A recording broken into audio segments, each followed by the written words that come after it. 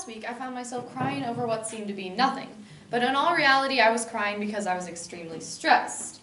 In just 4 days, I had 6 tests, with 4 of those tests being in one day. Now, stress is, well, it's stressful, especially if people don't understand it. Now, for me personally, I haven't always been stressed. But since coming to high school, my stress levels have very much so increased. Through sports, academics, and other activities, my stress levels have really increased, so through my stress, I've had to learn how to manage it and deal with it. Now, all high schoolers have some sort of stress in their life, no matter how big or small that stress is. And understanding stress can make it just a lot easier to address it in your life. So today I'll provide with you the information about what stress is, some causes of stress, and some ways that stress can be managed. Now let's start with what stress really is. And no, stress isn't just worrying about some big test that you have the next hour. Stress is very common along a lot of people, but no one really knows what it is. They just state that they're stressed. According to the 2017 New World Dictionary by Funk and Wagnalls, stress is a physical, chemical, or emotional development that causes strains that lead to physical illness. Now what this means is that stress is caused by factors in your life that can make you feel stressed, and then that, if not resolved, can lead to illness.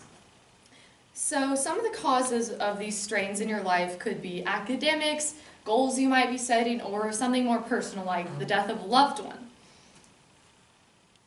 Some symptoms of stress, according to the 2017 New World Encyclopedia, include headache, back pain, and high blood pressure. According to the physicist, also from the 2017 New World Encyclopedia, Hans Seeley, identified 3 stages of stress. In the first stage, the body prepares for fight or flight.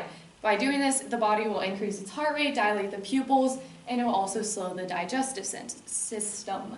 And then in the second stage of stress, after the first stage, it starts to repair the damage that was caused by the first stage. Now, if stress continues to go on, then it will lead to the third stage. It leads to exhaustion, stress-related disorders, and lower levels of body energy. So now that I've given you an overview of what stress is, I want to share with you some causes of stress. Now, stress usually has negative implications, especially on students in an academic setting. According to a Malaysian study on correlations between academic stress, self-regulation, and mindfulness on undergraduate students, shows that higher levels of stress can actually lead to lesser critical thinking skills and hurt your goal-setting skills. Now, this just really shows how academics can affect your levels of stress.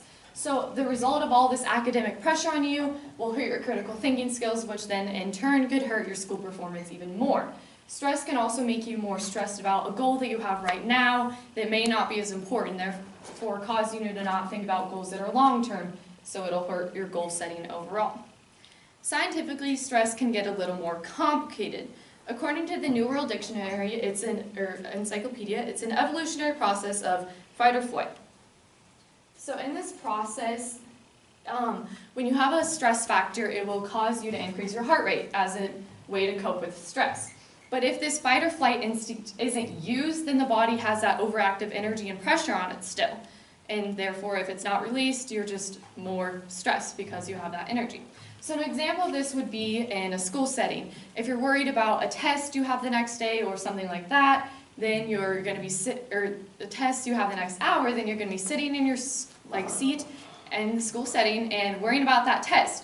But as you're stressed and your body starts to relate and cope to that stress, then you won't have any way to release the stress, so it'll make you more frustrated and worry more and just more overall stressed. Now that I've told you about potential causes of stress, I want to share with you a few ways of how stress can be dealt with. Dealing with stress can feel hopeless. According to an academic journal titled Creative Arts Intervention for Stress Management and Prevention by Lily Martin, stress is one of the world's largest health problems, leading to exhaustion, burnout, anxiety, a weak immune system, or even organ damage. Now, this isn't very reassuring, I know, but the study also found that through arts such as music, art, dance, or drama, it can improve stress levels and stress management. So the people in this study, it was shown that 80% of the people improved their stress levels. In another study, the 2018 academic study from Syracuse University, it looked at the effects of mindfulness on stress. Now, mindfulness is just being aware of what is happening around you. So in this case, it'd be being aware of stress or stress factors in your life. In this study, it showed that, and the study was, so it would take students and they'd have a class on mindfulness. And through the study, it proved that the study showed it helped to reduce the stress levels. So I know that not everyone can take a class on mindfulness, but just being aware of stress and what stress means around you and how it is affecting you can help reduce your levels of stress. Today, I provided information about what stress is, the causes of stress, and some ways that stress can be managed. So if stress ever gets too much in your life, I hope you just are more aware of what stress really is. As I said in the introduction, a lot of high school students have stress in their life, so understanding stress in your life can just make it a lot easier to manage. Thank you.